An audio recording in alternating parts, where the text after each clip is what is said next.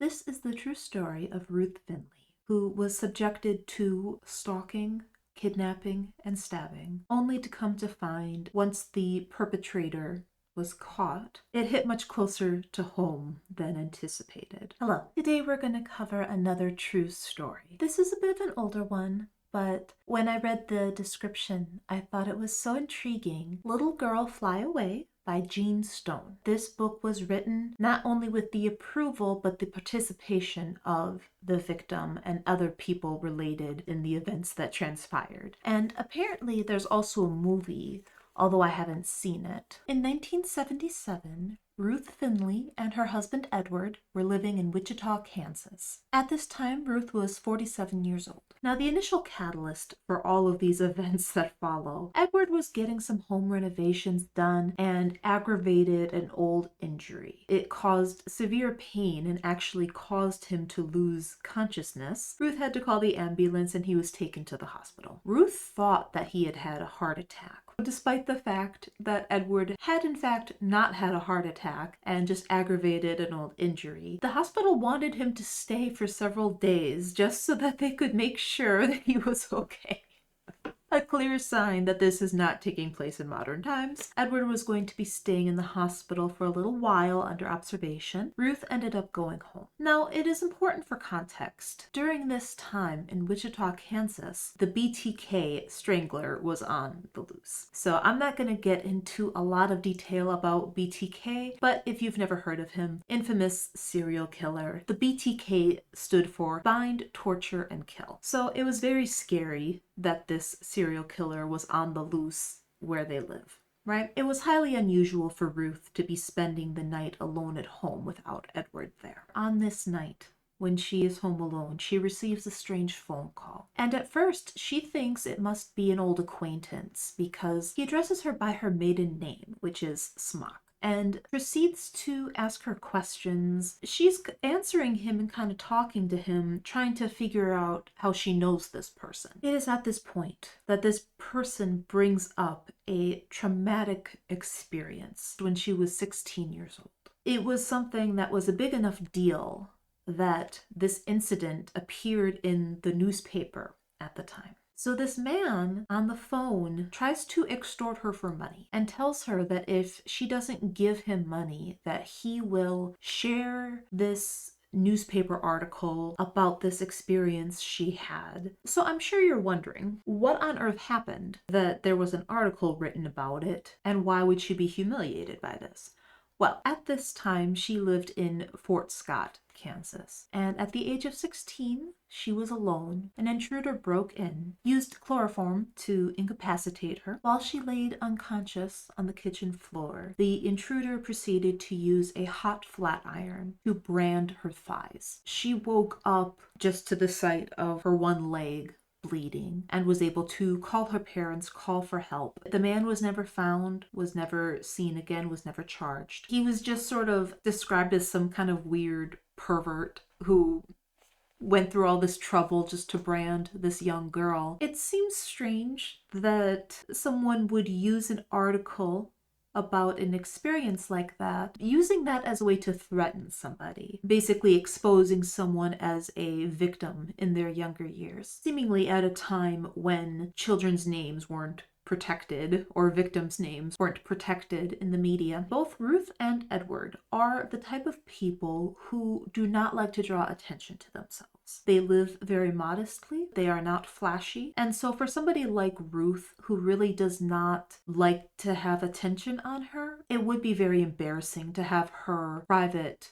information exposed like that, becoming the subject of gossip, which is something that she would never aspire to or want to have happen. And so her confusion about threatening to extort her for money, she refuses, but it obviously jars her. This turns out to be Ruth's first introduction to the poet. And because of the type of person that Ruth is, and because Ed had just had this health scare, when he does come home, she doesn't tell him about the phone call. And she tries to just keep it to herself and hope that it goes away. It is about a month later when she receives a copy of this newspaper article in the mail. Presumably a warning or another indication that he knows where she lives, which I think at this time, if he had her phone number, he probably could have just looked up her address in the phone book too, now that I think about it. She still does not tell Ed. It's so hard to imagine not telling your husband something like this, but she truly was raised to keep your personal problems to yourself. And so for her not wanting to burden her husband with what she perceives to just be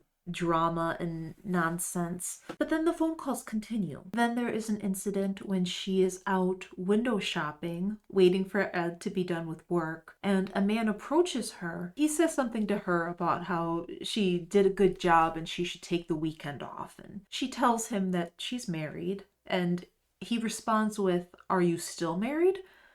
Which could just be a fairly inane interaction, but it's something that she just can't help but wonder if it's connected. It was just something that put her on edge a little bit. And that incident she actually did tell Ed about, but he was just sort of dismissive of it and interpreted it as a man awkwardly trying to flirt with her. And then there's this large gap. She didn't see him again for almost a year. In July of 1978, the situation escalates, and she is out taking a walk on her lunch break from work, and a man approaches her, the same man. He grabs her by the wrist, and he calls her by name. He says, "Ruth." And I quote, "Ruth, you stupid bitch." She was able to wrestle her arm away from him, and she ran away into a store and called Ed right away. When she called Ed and told him what just happened, she also ended up telling him about all of these previous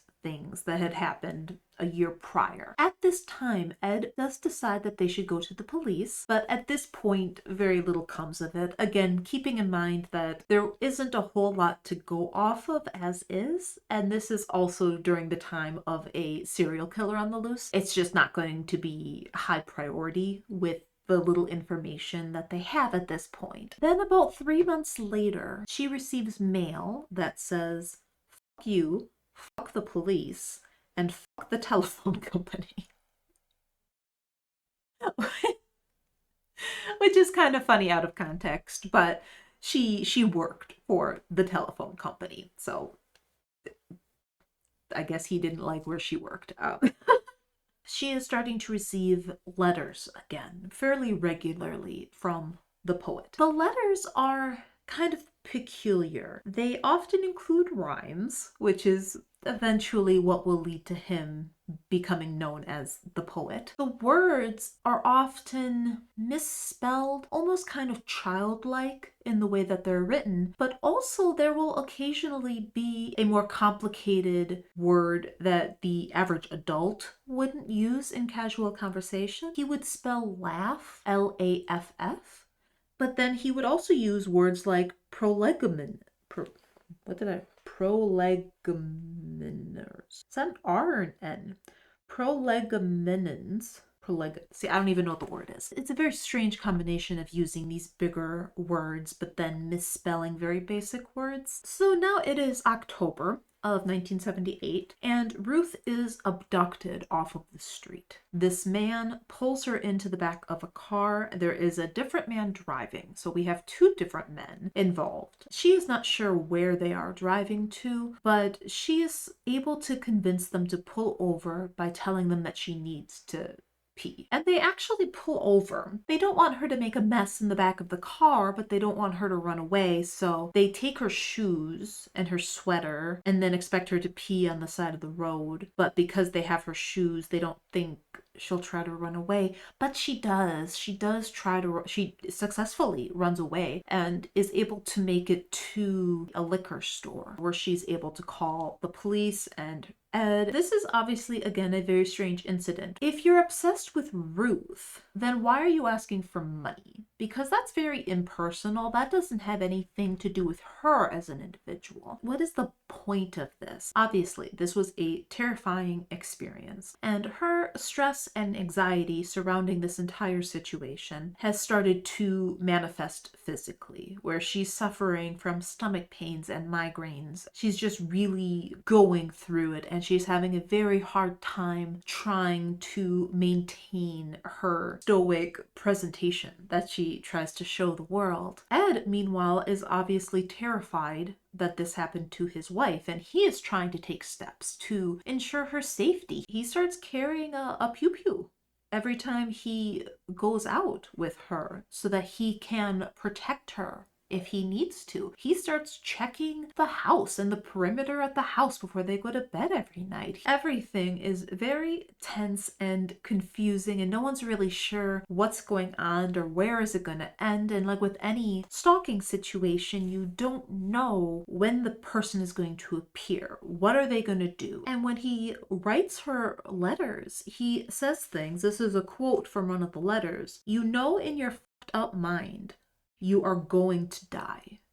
You don't know when, but you do know why." And so the poet is writing her stuff with this kind of lyrical, poetic flair for funsies. It's just a very strange character, and you're like, what is wrong with this person? How does this person know Ruth? She does make the decision one day to go to the store alone, which was unusual for her to do at this time, but she made that decision. And of course, when she does do that, she comes face to face with the man again in the store parking lot, where he attacks her and stabs her 3 times in the back. She is fortunately able to scramble to her car and drive away, and she's losing a lot of blood, but somehow, even in her confusion, she is able to get home. Ed is able to get her to the hospital. This has escalated to the point that the police are becoming more interested in this case. Not only do they have BTK on the loose, but they have this person who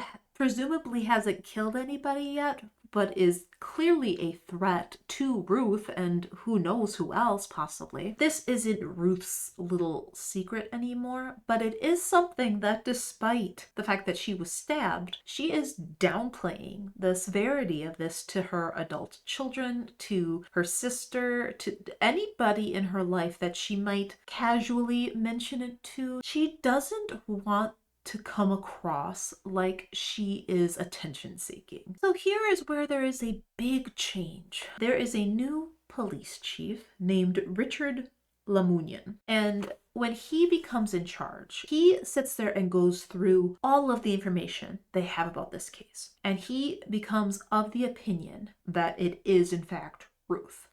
He truly believes that Ruth is the poet, and he refuses to meet her. He refuses to talk to her because he believes the fact that she's very quiet and polite.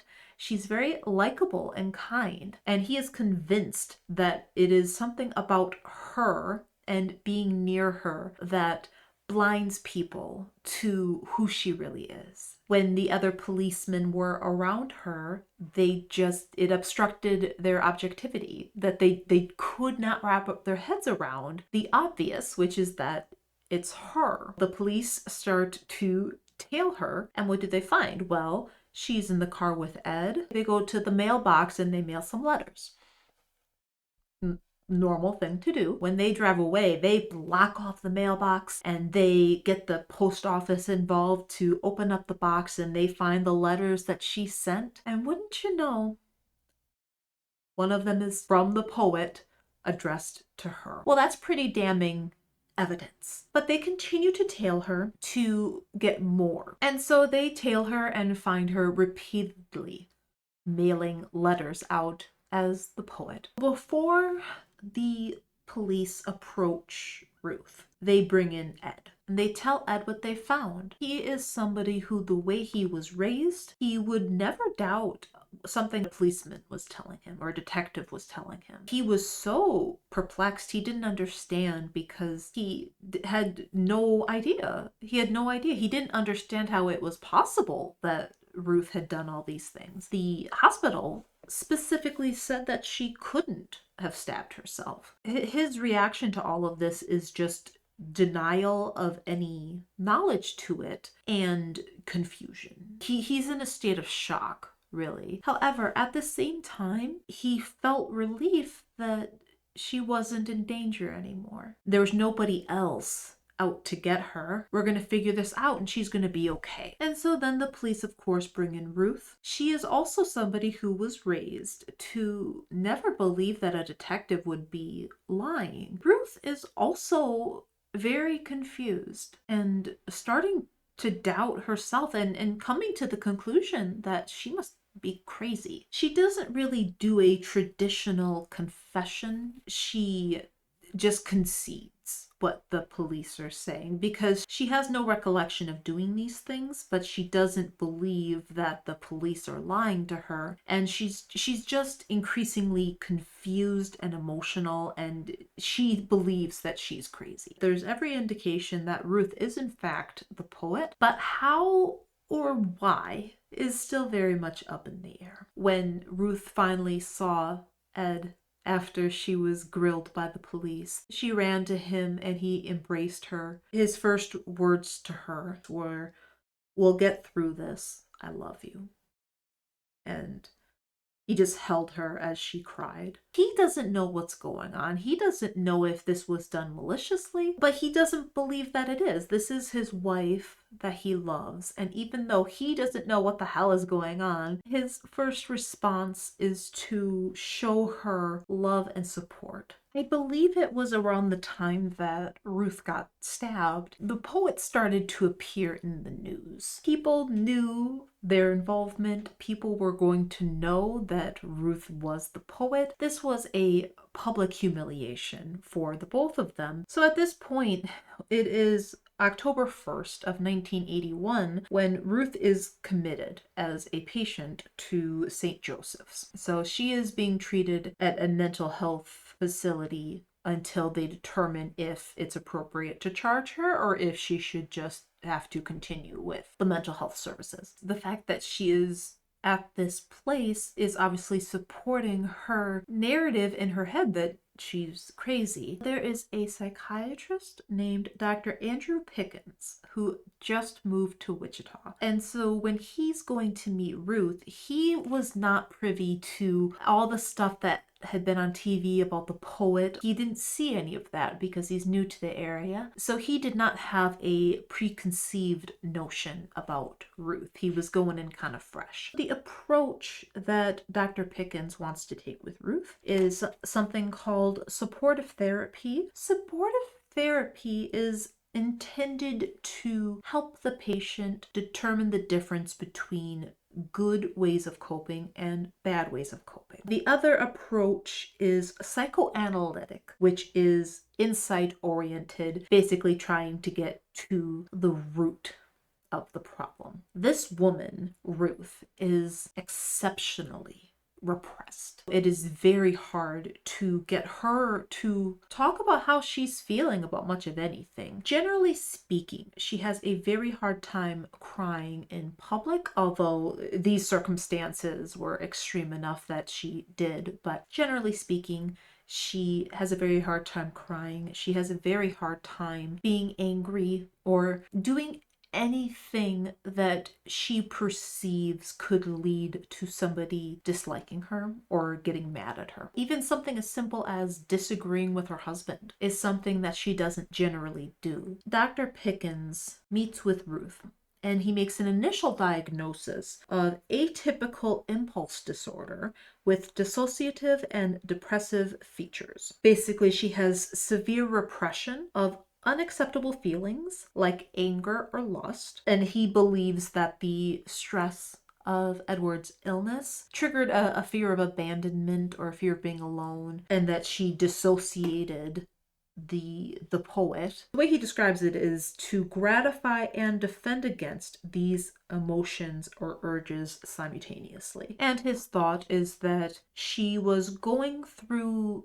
the motions of writing these letters or poems or making phone calls or like all these little things that she did, even stabbing herself, she was somewhat aware of what she was doing, but not why she was doing it. Based off of this, he recommends intensive psychotherapy twice a week. Now, after having met with Ruth more than just for the initial diagnosis, he actually ended up changing his mind just to a straight up dissociative disorder. He no longer believed Ruth was aware in the moment. He believes that she was completely dissociated from herself when she was acting as the poet. People are familiar through media and whatnot the concept of multiple personalities, but there are degrees of dissociation, I guess. Her dissociation did not progress to the point of it being a fully formed multiple personality. She never spoke to other people as the poet or anything like that. What he believes she's really fighting with, she doesn't want to be here anymore, but she's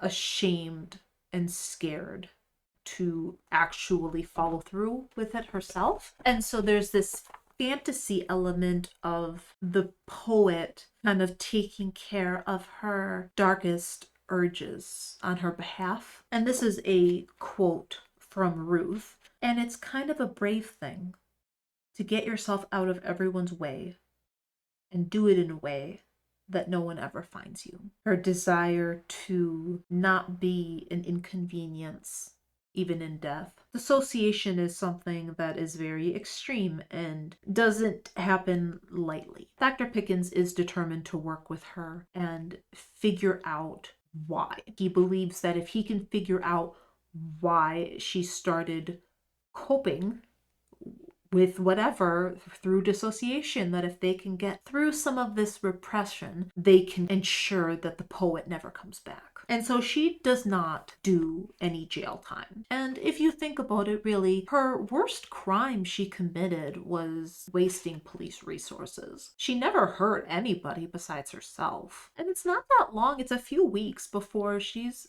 actually able to go home. She's court mandated to go to therapy 3 times a week. And I thought the approach to therapy was very interesting because he noticed that Ruth did much better with direct questions, that she seemed uncomfortable with lack of structure, presumably because without being given specific direction, she was more likely to stumble into saying something that could be oversharing or accidentally embarrass herself or something like that. And so that's what he had her do.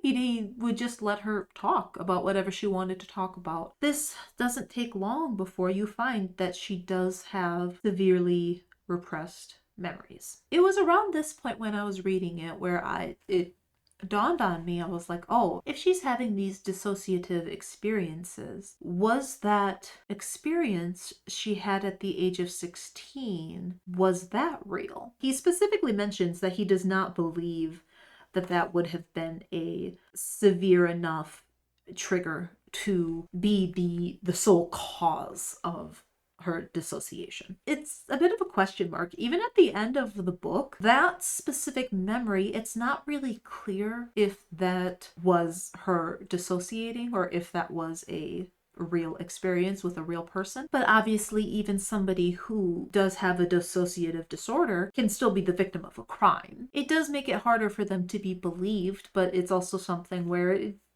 does need to be questioned by the nature of their disorder. It's hard for them to be a reliable source of information. In the beginning of her therapy, she's really portraying her childhood as being almost idyllic. She speaks very highly of her mother, insinuating that she was just perfect, that she was hard on Ruth, but that Ruth always deserved it. She spoke less of her father, but she had a good relationship with him, and I know this is going to shock you, but that was actually bullshit. And she actually did not have a great relationship with her parents. Who would have thunk? All this repression that she experiences is primarily due to her mother. If she were to receive a compliment, her mother would poke holes in the compliment because she doesn't want Ruth to have an ego. She would tell her that she looked ugly when she cried, and other parents felt sorry for her for having such a crybaby daughter like Ruth.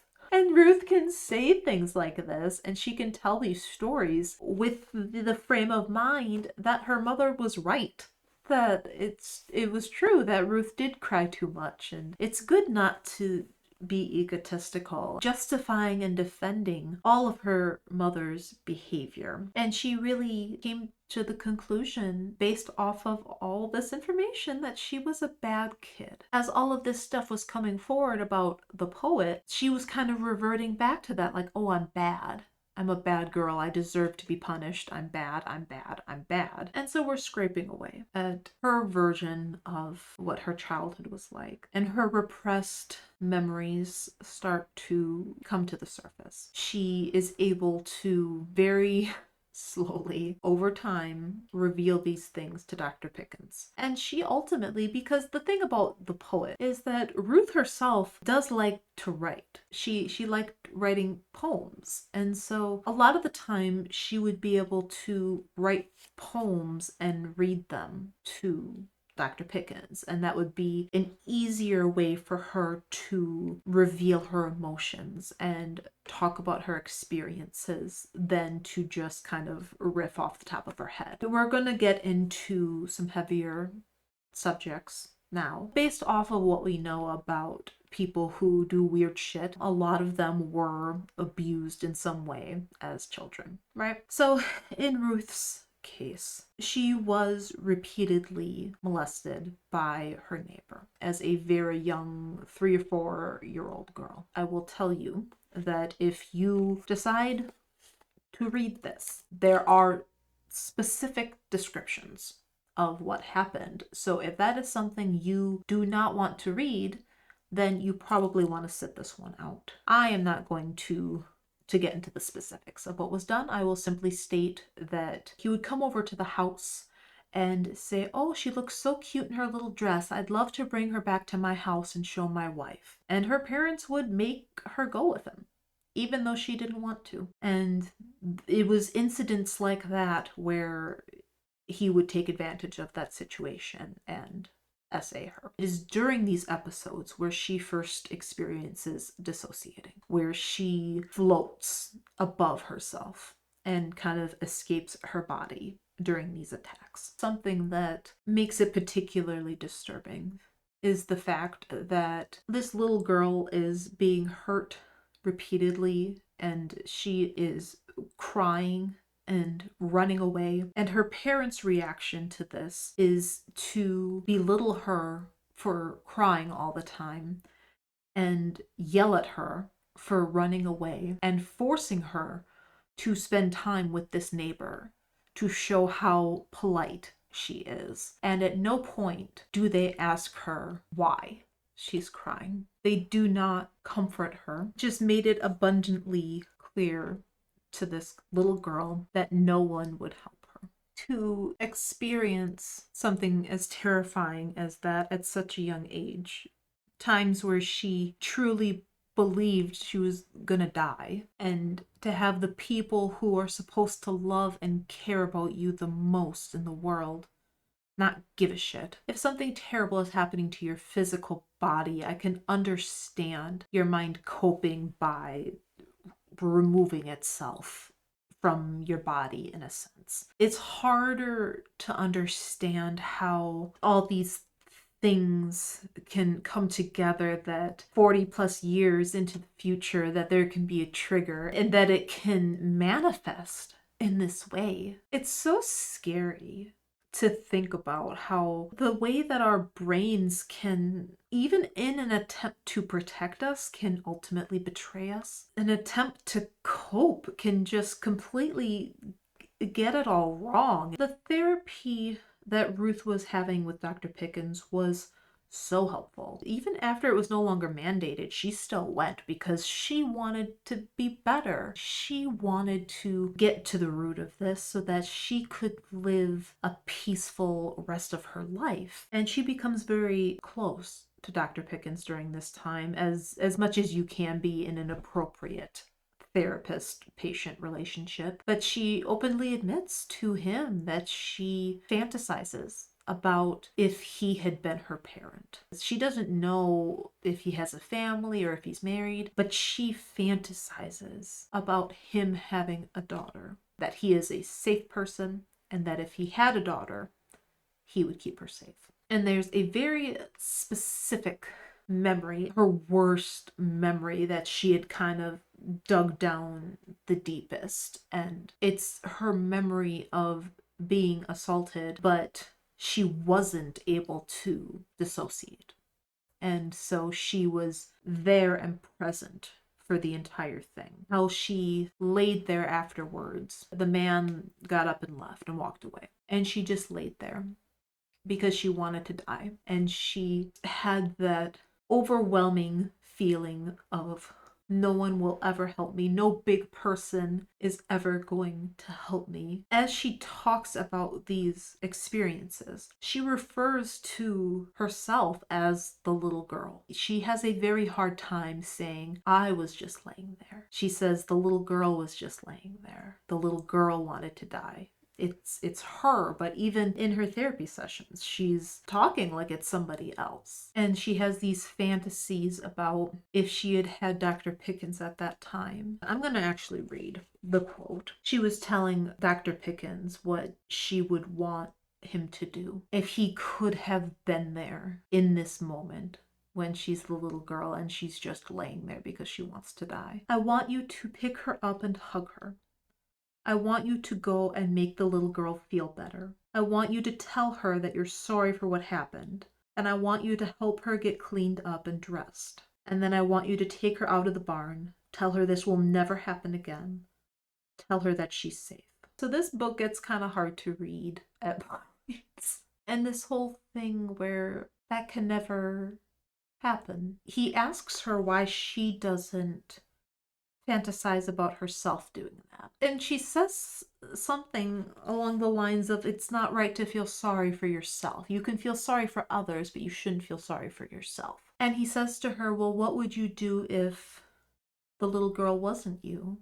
If it was a different little girl? And it's then that she has this moment of realization of how obvious.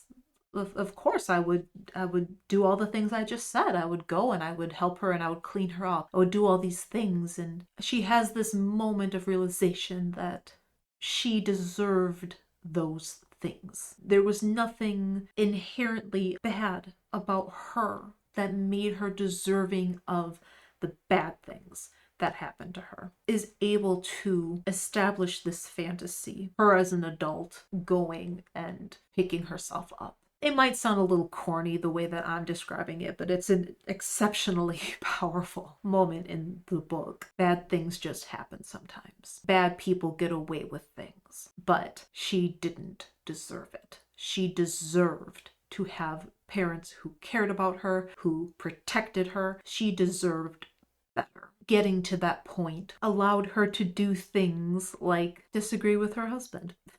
It's not even something where she was being argumentative or anything like that. It would just be casual conversation that she felt like it was okay. While he was shocked at the change, he wasn't upset about it.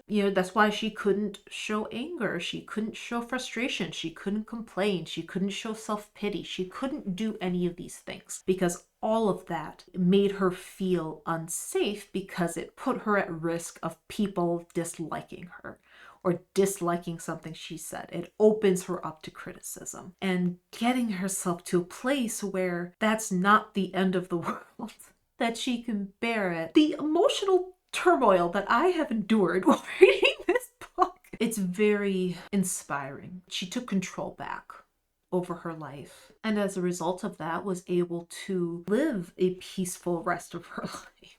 The poet never made a comeback. And not only that, but that because of her newfound knowledge and skills that she learned through therapy, she became much closer with her husband and her adult children. That because she wasn't so emotionally stunted anymore, she was able to show them how. Because Ed was very similar to her in that way. Acted like he had a wonderful childhood and he never complained and didn't show emotion. And so when she's able to show him what a difference it can make to be more in touch with your emotions, now all of a sudden he's able to talk to her and tell her the truth that his childhood wasn't perfect. His father was actually an alcoholic, and all these things that he now feels safe, and it just made them closer. I thought that this video would focus on the terrifying aspects of not being in control of your own mind. The idea that your mind can just sort of run away on you and control your body without the other half of your mind knowing. The truth is, I think the scariest part of the story is how much we as human beings can hurt and irrevocably damage each other with no ill intention. Because the truth is that her father failed to protect her as well. But who knows what her mother's experiences were, right? There's always reasons why people are the way that they are. Should she have taken responsibility and done better for her daughter, Ruth? Yes, but she didn't. You know who did though? Ruth did. She took responsibility for herself and did better for the people around her. I really enjoyed the story, the way that it was written, and I'm very glad that she chose to share her story publicly. If you're still here, thank you so much for watching. I really do appreciate it. And maybe I'll see you the next time around. So I mentioned to you before that she would write poetry and then bring it into her therapy sessions. So this is an excerpt from one of those poems. I see life as a game where men win and women lose. A symbol of men's pleasure is whomever they choose. Your little girl will internally embrace, knowing you care by the look on your face. A faint voice not crying in her brain. Men are powerful and will strike again. Not in passion, terror, nor fear. Your little girl can tell who to be near. She will be strong under the critic's stare, and of their presence she will become unaware. She'll carry no indelible marks on her side, because she ran to you and cried and cried. My mother told me I could take it and come back for more, not to be afraid and quit checking the door. But if your little girl seemed helpless, confused, and insecure, you would not look on her as being impure. You'd get your hands dirty to get her clean. You'd not just stare and seem so mean. So terrible the scene, I should have cried, but cut myself off from my body, and then I died. Ruth never wrote poetry again after she was done with therapy. I guess it had served its purpose.